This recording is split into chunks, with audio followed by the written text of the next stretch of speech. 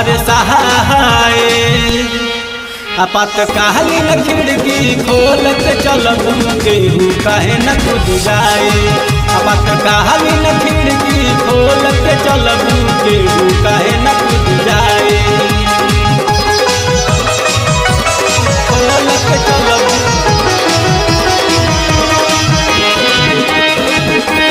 खोलत चलब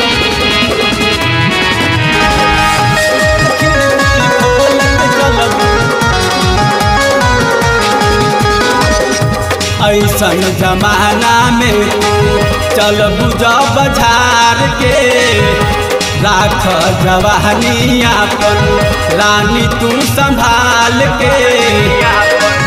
रानी तू संभाल के ऐसन जमाना में तू चल बुझा बजार के राख जवानी अपन रानी तू संभाल के। देख के तो हर ब्यूटी मनवा करे कली सुसाइड साइड साइड अरे सहाय आपातकालीन खिड़की खोलत चलब केहू काहे न कूद जाए। आपातकालीन खिड़की खोलत चलब केहू काहे न कूद जाए। खोलत चलब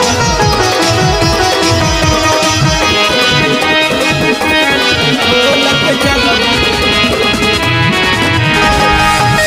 खिड़की खोलत चलब